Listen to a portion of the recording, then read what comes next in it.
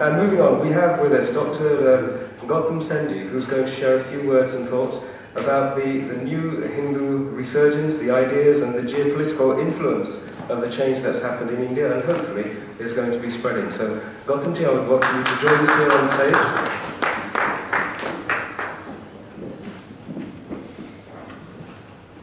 Some of you may have noticed that I built in quite a buffer for the questions.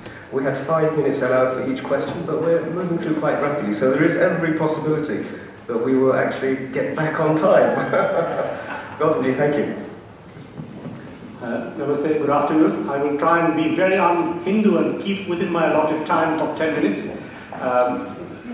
Honourable Members of Parliament, friends, great pleasure to be here on this important and auspicious occasion. Let me get straight to the point. I'm not going to say sweet nothings to please anybody.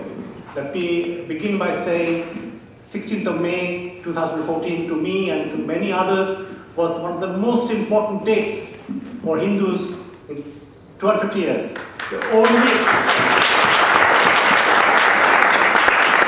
When people ask me, I actually sent a little message back to Mr. Modi's office that this day is to me as significant as 6 June 1674.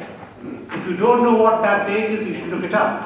Because that was the day Maharaj Chhatrapati Shivaji was crowned king.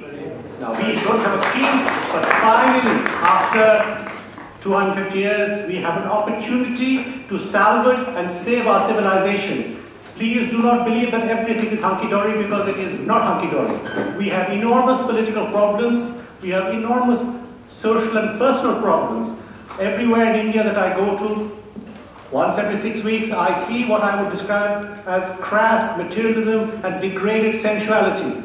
These are not the values that we wish our children and our grandchildren to inherit. We are also besieged on all sides. There are no Hindus virtually left in Afghanistan. There are virtually no Hindus left in Pakistan. There were Hindus comprise a third of the population of Bangladesh. What was East Pakistan is now 7%. Hindus are fleeing from Assam, from West Bengal, and many other parts of India. There is massive evangelical activity. I am very connected to Nepal. I was advised to the Prime Minister of Nepal. I can tell you, Nepal will be Nagaland in 20 years. Nagaland was 10% Christian, today it is 90%. Nepal will be the new Nagaland as a frontier post against China. It is full of evangelists from Scandinavia, Germany, Canada, and Britain. This is why do not buy the Ahimsa argument. The Ahimsa argument is an aspiration of how we would wish to deal with not just each other, but with all living creatures.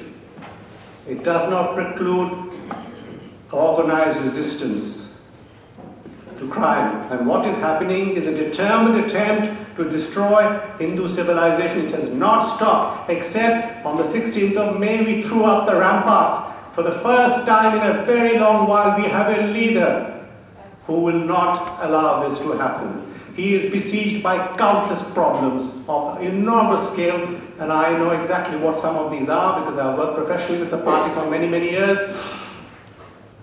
But this time we have a fighting chance. For all of us here abroad in Britain, where I have lived for a very long time, you know, the fate of Bharat is what really matters. We will not be Hindus, we will not be Hindus if there is no Bharat where Hinduism dominates. And if you think this is simply not going to happen, Korea was a Buddhist country, it is now 74% Christian. Korean Buddhists complain that their festivals are not celebrated anymore. This is the shape of things not to come. It has come in West Bengal, it has come in Nagaland, it has come in Mizoram. There are many parts of West Bengal where you cannot celebrate Hindu festivals without being attacked by ghouls of the true faith. So I would say to you, yes, all our great traditions and all our great literature, our scriptures are worthy. Our urgency towards becoming vegetarians is very good, though I'm not one. I come from part of India where we are not vegetarians. We consider fish to be vegetarian. Many don't want to tell you, I'm a vegetarian, but I eat fish. But you know, this is definitely the tradition that we wish to adopt. I know most of you who are Gujaratis also actually live and practice this, and I admire you, which is why I supportive of Hindu schools which wanted to exclude non-vegetarians. I could see the point to it. It didn't suit me, but I could understand why. What can you do? Please be organized.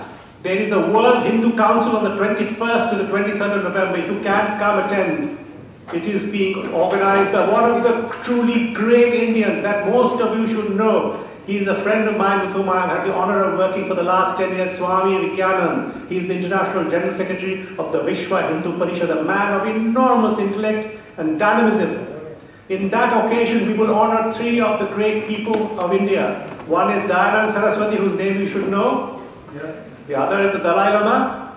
And the third, I say with great reverence, 90 years and still going strong, Ashok Singhal-ji. And all the Hindu organizations which have been sponsored by Swami Vivekananda are going to be present. I am a member of the World Hindu Economic Forum, which has been the most successful. There are organizations for women, for youth, for democracy, for education. All of us will assemble for 2 days. So please do come. This is not a call to arms. It is a call for organized resistance. But do bear in mind, of all the epics, all the Greek epics, the bloodiest epic of them all is the Mahabharata. There is more bloodshed in the Mahabharata than in any epic. So we do not shy away from self-defense. Too many centuries have passed where we bought this story. We must keep retreating. Now is the time to stop, and we will do so. Thank you, my friends.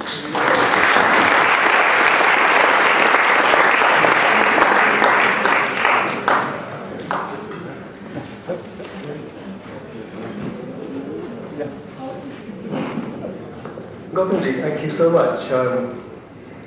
I wish I'd gone to LSE.